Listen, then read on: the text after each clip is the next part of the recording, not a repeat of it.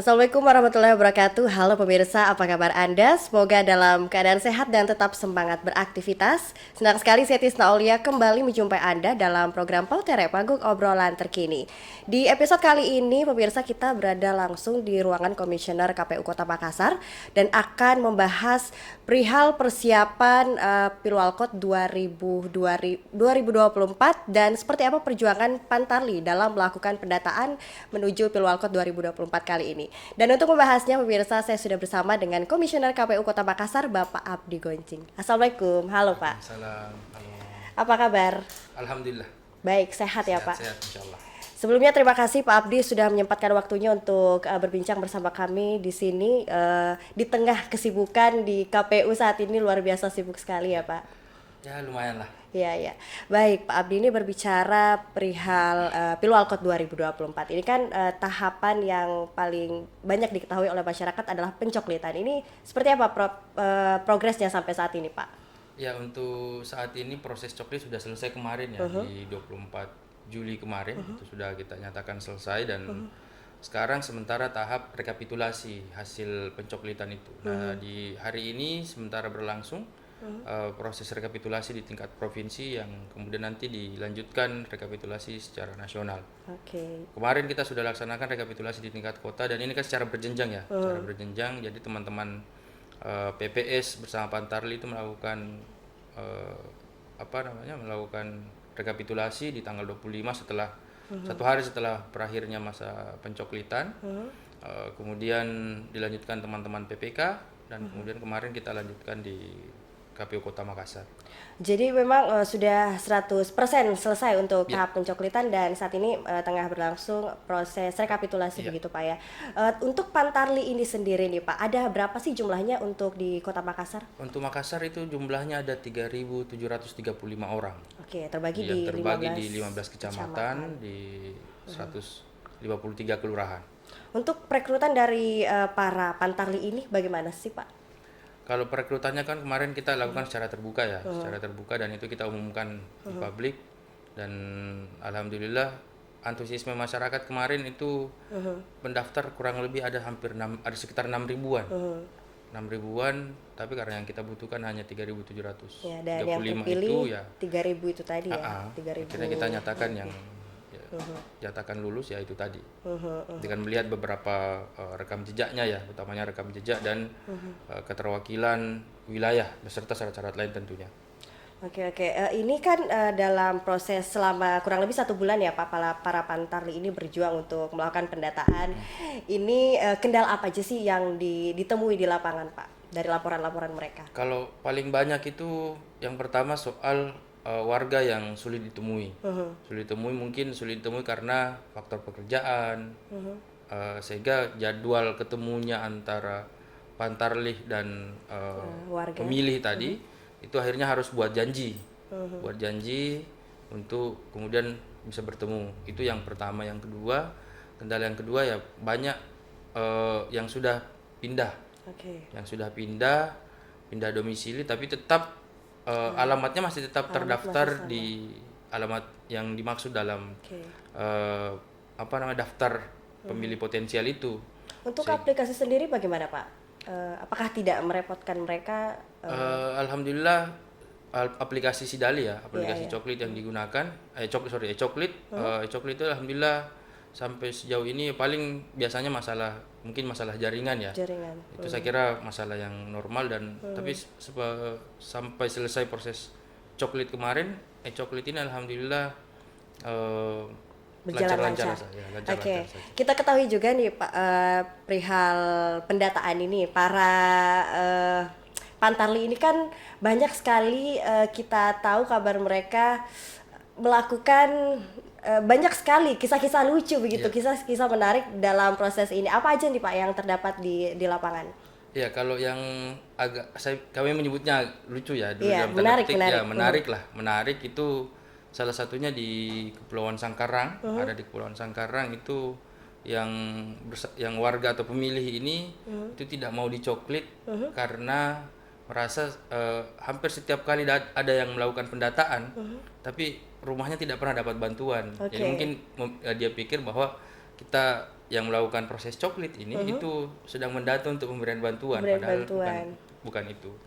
Atau hal-hal lain, misalkan warga yang ya masih menjaga tradisi lah, menjaga tradisi, teman-teman Pantarli yang datang itu masih tetap disuguhkan. Kalau mungkin teman-teman ini butuh waktu cepat karena butuh punya waktu ya, batas waktu, tapi tetap karena tradisi kita di Makassar ini dan Sulawesi Selatan secara umum itu masih menghargai tamu dan sebagainya. Tapi ini cukup positif ya, Pak, karena itu menyuguhkan kira-kira sesuatu positif, yang ya.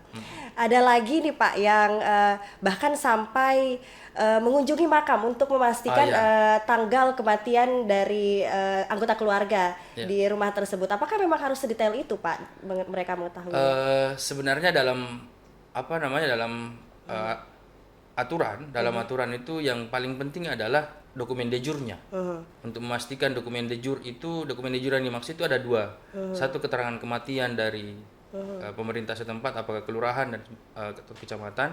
Biasanya kan di kelurahan, yang biasa kita sebut surat kuning itu, atau akta kematian dari Dukcapil. Nah, cuman kan memang kadang-kadang teman-teman harus memastikan itu apakah memang benar surat kematian itu, ya. Jadi ini untuk memastikan saja, karena ada beberapa kasus termasuk di Makassar itu sengaja mematikan keluarganya untuk hal-hal yang tertentu, sehingga teman-teman ini ingin memastikan bahwa surat kematian itu sudah benar dengan kuburannya. Bukan berarti bahwa kuburan ini yang dicek tidak ada dokumennya, karena persyaratan utama dalam coklit ini atau pemutaran data pemilih ini adalah dokumen de jure.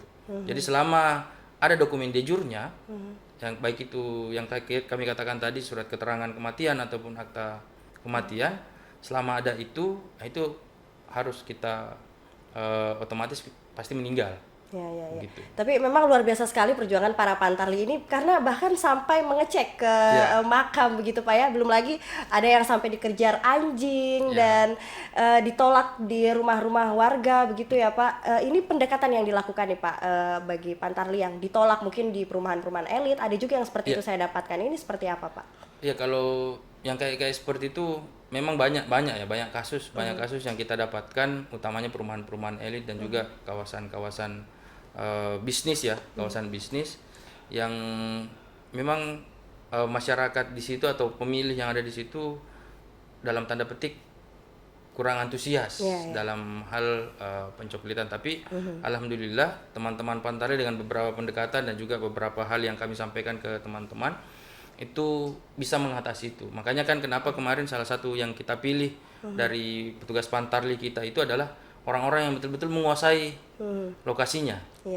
Orang-orang yang menguasai lokasinya sehingga bisa mengetahui kira-kira kalau ini pakai pendekatan apa, kalau warga ini pakai pendekatan apa. Nah, itu tadi yang banyak hal yang kemudian kita bilang sebagai suka duka dalam proses coklit ini. Hal positifnya juga adalah beberapa kali saya baca berita bahwa bahkan Pantarli ini menyatukan kembali begitu keluarga yang sebelumnya berpisah yang masih satu kakak begitu Pak. Makanya ini yang sementara proses teman-teman yang lakukan sementara ya sekarang, proses rekapitulasi ini itu kita bahasanya kira-kira mencari pemilih jomblo. Pemilih jomblo dalam arti dia punya kakak tapi tidak punya pasangan. Tidak punya pasangan, sehingga itu kemudian diperiksa baik-baik, diverifikasi dengan baik apakah memang benar yang bersangkutan ini seperti itu. Baik. Itu kemudian dicek kembali ke bawah apakah memang benar, misalkan si pemilih A ini kan alamatnya sama. Tapi kenapa ada satu jomblo misalnya cuma sendiri di kakaknya, tapi di kakak yang lain itu ada di situ. Berarti memang luar biasa sekali perjuangan Pantarli ini ya Pak, sebagai ujung tombak dari penyelenggaraan Pilwalkot 2024. Baik Pak Abdi, akan kita lanjutkan kembali dan akan membahas perihal sosialisasi efektif yang dilakukan menuju Pilwalkot 2024 kali ini. Dan pemirsa, tetaplah bersama kami di Pautere, panggung obrolan terkini.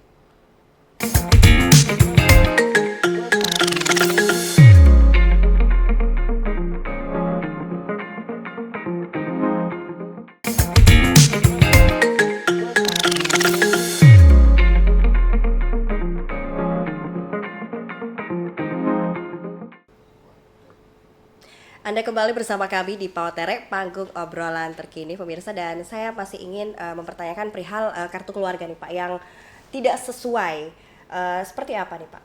Ya, beberapa memang di lapangan ada beberapa yang kami dapatkan bahwa kartu keluarganya itu dalam arti seperti ini. Ada keluarga atau apa namanya pemilih yang kartu keluarganya masih sama dengan orang tuanya, padahal yang bersangkutan misalkan sudah menikah atau pisah kakak dengan orang tuanya, sehingga ini kemudian yang kita cross check ke bawah dan kita kemudian menyatukan itu tadi, menyatukan yang misalkan pasangan suami istri, suaminya masih dalam terdaftar di kakak yang baru, sudah terdaftar di kakak yang baru, sedangkan istrinya masih terdaftar di kakak lama. Nah, itu yang kemudian kita satukan, dan kemudian kalau yang kita dapatkan juga teman-teman dapatkan di lapangan terkait yang tidak sejenis itu paling banyak bicara yang kasus family lain. Paling banyak itu yang family lain. Status dalam kakak itu family lain yang kemudian karena dia berpisah dari situ kemudian masih tetap terbaca di kakak yang lama. Oke, berarti ini memang cukup merepotkan begitu Pak ya? Ya, bukan merepotkan, jadi sudah tugas kami sebenarnya. Sudah tugas kami, meskipun repotnya di situ. Meng-cross check itu kembali setelah dilakukan pemutahiran data pemilih kemarin atau proses coklat kemarin, itu kemudian kita sisir satu-satu. Dalam hal itu tadi, kita lakukan verifikasi, dan selain rekapitulasi, kita lakukan verifikasi itu tadi. Apakah sudah sesuai atau tidak? Karena poinnya adalah kita menginginkan data pemilih di Kota Makassar ini itu bersih. Tujuan dari repot-repotnya kami teman-teman yang ada di bawah itu tujuannya supaya data pemilih yang dihasilkan pada proses pemilihan atau pilkada serentak nanti ini itu semuanya sudah bersih dari utamanya yang ganda, yang kemudian yang tidak layak dan sebagainya. Tidak layak yang dimaksud itu adalah yang tidak memenuhi syarat. Jadi pada akhirnya nanti tidak akan ada yang dipermasalahkan lagi begitu Ya, Pak? kita harapannya dalam proses ini itu yang kita lakukan. Oke. Terkait dengan respon masyarakat sendiri terkait dengan Pilwalkot 2024 atau tahun politik kali ini seperti apa Pak? Ya, sampai saat ini respon masyarakat, antusiasme masyarakat yang ketika kami turun melakukan sosialisasi di lapangan, alhamdulillah itu sangat antusias karena ya kebanyakan mungkin dia bilang karena ini tidak ada incumbent kemudian ada masa untuk melakukan perbaikan sehingga masyarakat ini menjadi antusias. Yang kedua, masyarakat juga akhirnya menjadi ingat bahwa nanti di November ada pemilihan kepala daerah serentak. Oke, ini akhir-akhir ini Pak ada wacana terkait dengan kota kosong. Ini persiapan dari KPU seperti apa Pak? Ya, tentu semua hal yang terkait pemilihan apapun itu kami selalu siap. Apapun konsekuensinya, apapun modelnya nanti, kalaupun misalkan harus kota kosong dalam wacana yang berkembang di masyarakat hari ini, kami sebagai penyelenggara itu selalu siap. Apapun, mau kota kosong, mau berapa pasangan calon, itu sekali lagi kami siap. Tapi dari Pak Abdi sendiri melihat nih kemungkinan adanya kota kosong ini seperti apa Pak? Apakah besar kemungkinannya atau bagaimana Pak? Kalau di kami sih mungkin tidak sampai pada posisi itu ya, tidak sampai pada posisi itu karena sekali lagi kami sifatnya penyelenggara teknis, sehingga hal-hal yang terkait pencalonan yang nanti akan kita laksanakan pendaftarannya nanti, itu pendaftaran pasangan calon itu kan kita akan mulai tanggal 27 Agustus sampai 29 Agustus. Jadi siapapun yang mendaftar di situ akan kita verifikasi, akan kita perlakukan yang sama. Oke, tapi untuk tahapannya sendiri nih Pak, tahapan Pilwalkot, kapan dimulainya?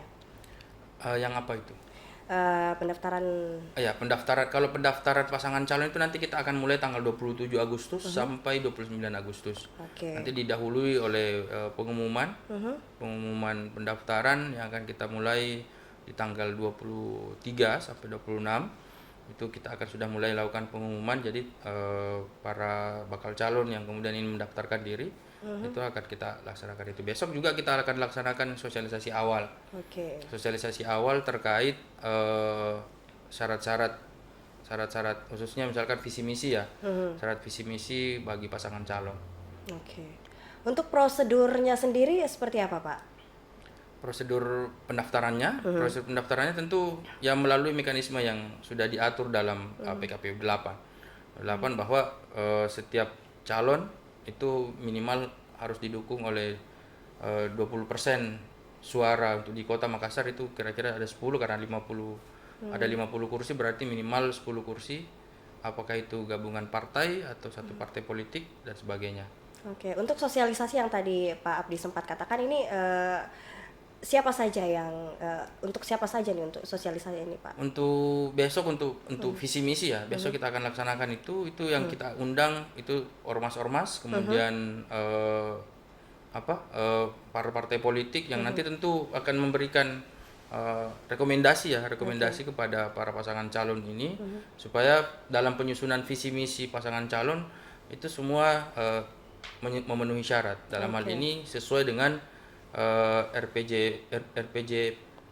PP ya, jadi jangka panjang, bukan yang jangka menengah. Karena bicara pemerintahan ini harus kita bicara soal jangka panjang. Itulah kira-kira kenapa tema pilkada juga menjadi pilkada untuk kita ya. Jadi tema pilkada untuk kita yang ditetapkan oleh KPU provinsi itu tujuannya itu bahwa pembangunan itu bukan hanya 5-10 tahun, tapi jangka panjang. Karena untuk bicara soal keberlangsungan generasi, keberlangsungan wilayah kita. Oke, baik Pak Abdi, ini terkait dengan pemilu pasti tidak jauh-jauh dari yang namanya debat juga ya. Ini persiapan dari KPU sendiri seperti apa, Pak? Untuk sampai saat ini kami di KPU Makassar kami di KPU Makassar masih menunggu arahan dari baik itu dari provinsi maupun KPU RI. Terkhusus juga kami masih menunggu soal PKPU kampanye. Jadi kan akan ada penyusunan PKPU kampanye dan itu kami pasti harus merujuk ke situ. Ya. Tapi apakah sudah ada bocoran begitu terkait dengan konsep untuk pilkada tahun ini dengan tahun-tahun sebelumnya? Apakah ada perbedaan begitu, Pak? Saya kira praktis tidak terlalu berbeda dengan yang lalu, karena kemungkinan besar untuk debat sesuai dengan aturan yang lalu, kalau masih sama nanti di PKPU kampanye itu 3 kali ya, 3 kali akan kita laksanakan. Nanti itu kan pilihan-pilihan, apakah kita ngambilnya maksimal 3 kali kan bisa, itu kan pilihan. Jadi dari sistemnya sendiri ya nanti kita akan susun sesuai dengan arahan dan juga tentu dari PKPU kampanye itu. Oke, baik Pak Abdi, kita akan lanjutkan lagi di segmen selanjutnya pada antisipasi kerawanan Pilwalkot 2024, dan pemirsa tetaplah bersama kami di Poterek Panggung Obrolan Terkini.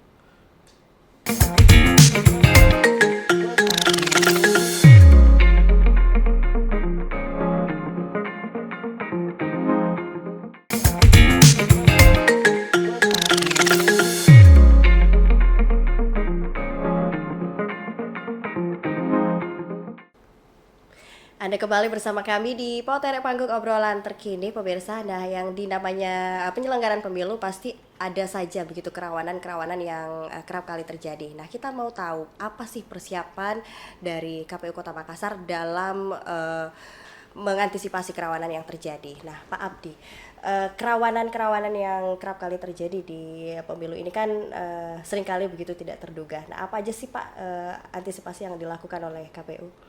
Yang pertama pasti kita koordinasi dengan pihak keamanan ya, sambil bertukar data terkait wilayah-wilayah mana saja yang dalam misalkan catatan kepolisian itu yang kira-kira berpotensi rawan. Selain kami juga punya beberapa data di wilayah mana saja yang kemudian yang perlu kita waspadai, yang perlu kita antisipasi. Tapi sejauh ini hal-hal yang tadi kita anggap rawan itu yang kemudian kita bisa masuki untuk bisa menciptakan suasana dan cuaca yang bagus di situ. Makanya kami juga sekarang kami menugaskan teman-teman ad hoc di bawah baik PPK maupun PPS untuk mendeteksi wilayah-wilayah mana saja di wilayah masing-masing yang kira-kira berpotensi untuk menjadi ancaman dan sebagainya, menjadi hal-hal yang negatif di situ, supaya nanti kita buatkan program di situ, supaya masyarakat di situ menjadi tersapa akhirnya. Jadi lebih kita bicara soal pendidikan pemilihnya, bahkan pendidikan politik yang juga kita sampaikan. Jadi bukan hanya pendidikan pemilih tapi juga pendidikan politiknya. Itu yang pertama, berkoordinasi dengan pihak keamanan ini beberapa kali, termasuk terakhir kemarin minggu kemarin Pak Ketua dan juga teman-teman yang lain itu berkoordinasi dengan pihak kepolisian, baik di baik Polres Pelabuhan ataupun Polrestabes Makassar, untuk bagaimana kemudian soliditas antara kami dan antara KPU dan seluruh stakeholder yang ada, termasuk juga para pemuka agama. Jadi Makassar ini kan multi etnik, multi agama, sehingga bukan hanya pihak keamanan yang kita sapa dan juga kita temani berkoordinasi, berkolaborasi, juga ormas-ormas, khususnya ormas-ormas keagamaan, termasuk ormas kepemudaan juga akan kami rangkul, dan sementara kita susun kira-kira potensi-potensi yang ada di bawah ini yang mungkin kami tidak ketahui, sehingga bisa disampaikan ke kami, sehingga bisa menyusun strategi penanganannya seperti apa. Baik, jadi semua pihak dilibatkan begitu Pak ya untuk mengamankan berjalannya Pilwalkot 2024 ini. Hal apa aja sih Pak yang diwanti-wanti terjadi begitu? Yang paling ini kan soal kampanye hitam.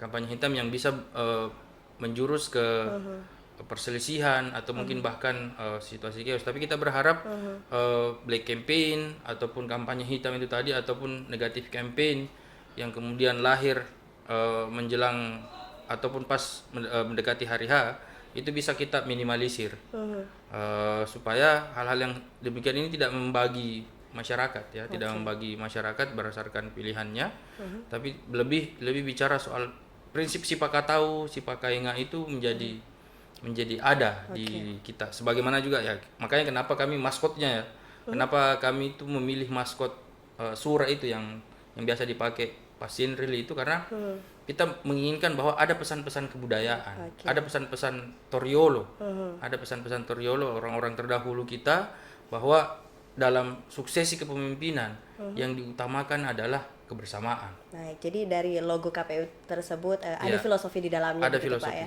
Oke, terkait dengan persiapan panitia ini seperti apa Pak? Dan petugas KPPS juga. Untuk KPPS insya Allah nanti akan kita bentuk nanti di Oktober atau November itu tahapannya, yang tentu yang akan kita utamakan tentu dari teman-teman Muntarli kemarin ini, Pantarli ini, karena mereka lah yang mengetahui itu pasti akan kami jadikan prioritas utama. Tapi kan masih ada 6 KPPS lain yang nanti tentu kita akan lakukan rekrutmen secara terbuka.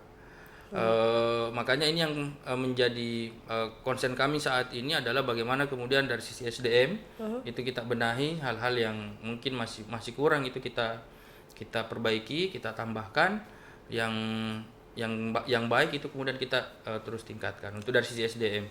Yang kedua dari sisi teknisnya, dari sisi penyelenggaranya ini kita sampai saat ini selalu melakukan BIMTEK dan pemberian pengetahuan tambahan kepada teman-teman, lebih khusus soal materi hukum ya, utamanya hal-hal yang bisa menjadi problem di masa yang akan datang. Makanya ini dalam waktu dekat juga sementara kami menyusun bimbingan teknis untuk seluruh penyelenggara EDHO kami, PPK dan PPS, untuk melakukan mitigasi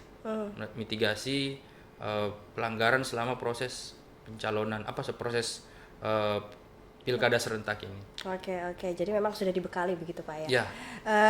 Di 15 kecamatan nih Pak, apakah sudah ada pemetahan dari pihak kepolisian terkait dengan kerawanan yang terjadi di daerah-daerah tertentu begitu Pak? Ya, untuk Makassar secara umum umum itu sudah ada melakukan pemetaan, dan alhamdulillah hasil rakor bersama stakeholder kemarin yang diinisiasi oleh Kemenko Polhukam di Kelaro kemarin itu alhamdulillah Makassar itu masih dalam zona hijau. Nah, kita berharap mempertahankan Makassar ini tetap zona hijau. Jadi Sulawesi Selatan dan lebih khusus di Makassar itu masih dalam zona hijau, karena berkaca dari proses pemilu kemarin. Alhamdulillah Makassar waktu pemilu kemarin kan masih dalam tahap aman. Nah, kita berharap apa yang terjadi di pemilu kemarin itu bisa kita ulangi dan bisa lebih baik lagi dari ketika proses 27 November nanti di hari H ataupun pasca 27 November khususnya dalam proses rekapitulasi nantinya. Oke, baik. Tadi juga sempat membahas terkait Black Campaign. Ini ngomong-ngomong, tahap kampanyenya kapan dimulai, Pak? Jadi tahap kampanye itu akan kita mulai nanti setelah penetapan pasangan calon. Jadi penetapan pasangan calon itu akan kita mulai nanti di tanggal 22 September. Sehingga setelah pengumumannya kemudian dilaksanakan pengumuman pasangan calon itu setelah pengumuman itu kemudian sudah dimulai, 1 hari setelah itu sudah dimulai masa kampanye. Nah, ini sampai hari ini juga kita masih menunggu PKPU-nya yang mungkin dalam waktu dekat akan disampaikan oleh KPU RI kepada kami di kabupaten kota, di provinsi dan kabupaten kota terkait PKPU kampanye itu. Jadi nanti itu tadi setelah kita melakukan pendaftaran pasangan calon di akhir Agustus nanti, kemudian ada proses-prosesnya termasuk verifikasi berkas, pemeriksaan kesehatan yang kemudian nanti kita akan lakukan juga soal ada pengumuman dan sebagainya. Walaupun harus ada yang diperbaiki, tapi biasanya ada masa sebelum pengumuman ya, pengumuman dan penetapan pasangan calon itu. Oke, untuk target partisipasi masyarakat sendiri di Kota Makassar seperti apa nih, Pak? Ya, untuk sampai saat ini kemarin kita masih di Makassar masih di taraf 65, tapi kalau kami melihat antusiasme masyarakat dalam proses sosialisasi yang kami lakukan seperti yang kami katakan tadi bahwa masyarakat kemudian mulai mengetahui, sepertinya kita akan mau menaikkan lagi sedikit. Ya, sepertinya akan kami naikkan sedikit dan itu mungkin akan kita revisi mungkin sampai ke 70%. Karena berkaca kemarin kan Pilkada 2020 partisipasi pemilih itu 59, sekian persen. Kita berharapnya kemarin naik 5%, sekitar 65%. Tapi kalau kita melihat antusiasme masyarakat saat ini, bisa jadi kami akan sudah berencana untuk menaikkan target kami itu karena ini supaya terukur ya, terukur dari pola-pola yang kami lakukan dalam proses sosialisasi itu. Jadi masih akan melakukan sosialisasi besar-besaran begitu, Pak ya? Ya, tentu ini dalam waktu dekat kita akan melakukan banyak di Agustus utamanya ya, apalagi ada momen ya. 17 Agustus ini momen yang sangat pas saya kira untuk menyampaikan pesan kepada masyarakat bahwa 27 November itu akan dilaksanakan pemilihan kepala daerah serentak. Baik wali kota maupun gubernur, bupati wali kota tadi. Itu yang akan kita manfaatkan betul Agustus ini untuk melakukan memasifkan sosialisasi kita sehingga apa yang kami sampaikan tadi kira-kira akan menaikkan target partisipasi kami bisa menjadi lebih terrealisasi. Sampai saat ini sebenarnya kami di KPU Makassar sementara mewacanakan terkait ukuran-ukuran itu tadi. Ukuran-ukuran yang kemudian bisa dijadikan ukuran karena di pilkada kemarin kan itu ada kendalanya COVID sehingga mempengaruhi tingkat partisipasi pemilih. Dan kita harapkan semoga semakin antusias masyarakat Kota Makassar. Oke Pak, tadi saya sempat bertanya nih, sangat kecil Pak Abdi mengatakan kemungkinan untuk kota kosong. Tapi bagaimana jika terjadi aturan dari KPU seperti apa Pak? Kalau kami tidak mengatakan ini ya, mengatakan soal kemungkinan kecilnya untuk kota kosong ya, kami tidak mengatakan demikian. Tapi apapun itu, kalaupun misalkan harus ada kota kosong, itu tetap akan kami laksanakan. Karena proses pemilihan kepala daerah serentak ini apapun nanti yang dihasilkan dalam proses pencalonan itu tetap akan kami laksanakan. Untuk Makassar sendiri kemungkinan untuk kota kosong kemungkinan tidak. Kalau kita lihat baliho-baliho yang ada di Makassar ini kan tidak mungkin toh. Ada, kalau kami simulasinya sih simulasinya itu 3 sampai 4 pasangan calon. Karena dengan asumsi bahwa 50 kursi yang ada di DPRD Kota Makassar, sementara partai atau kursi yang ada itu tidak ada yang satupun partai yang mencapai 10 kursi. Paling tinggi kan ada partai Nasdem dengan 8 kursi. Otomatis pasti harus berkoalisi. Berkoalisi sehingga harus kemungkinannya paling banyak ya 3 sampai 4 pasangan calon. Untuk tahapan perhitungan sendiri seperti apa nih Pak? Untuk itu sendiri kami sekali lagi masih juga menunggu ini ya, masih menunggu proses atau PKPU-nya, menunggu PKPU Tungsura, pungut hitung suara itu masih menunggu PKPU-nya. Tapi kalau kita belajar dari pengalaman kita yang lalu ya kira-kira tidak jauh berbeda.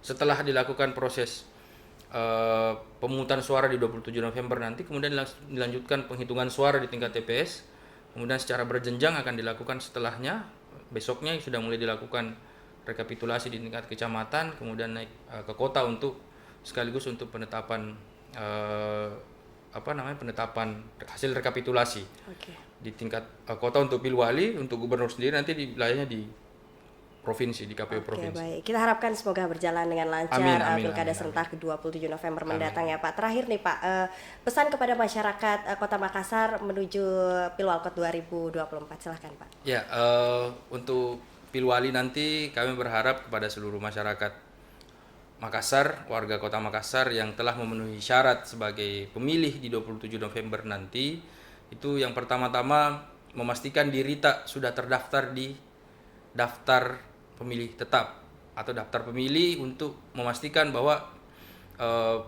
para pemilih kita ini atau warga Makassar ini bisa menyalurkan suaranya di 27 November nanti. Itu yang pertama. Karena sementara proses konsolidasi atau pemutakhiran data pemilih. Itu yang pertama. Yang kedua, dalam proses pilwali nanti, pemilihan wali kota dan wakil wali kota ini tentu akan ada banyak hal, termasuk diantaranya money politik, dan kemudian ada politik uang, ada black campaign. Nah, ini kita sama-sama berharap kepada masyarakat untuk mengantisipasi itu. Sama-sama semua mengantisipasi itu. Kita lawan yang namanya politik uang, kita lawan yang namanya hoax, kabar-kabar yang tidak benar, dan hal-hal yang bisa mengganggu stabilitas, bisa mengganggu suasana yang ada di Kota Makassar.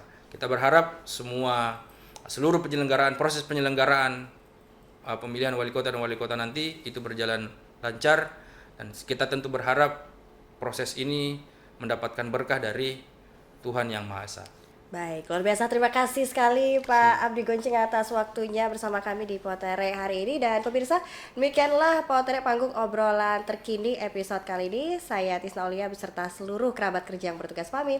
Wassalamualaikum warahmatullahi wabarakatuh dan sampai jumpa.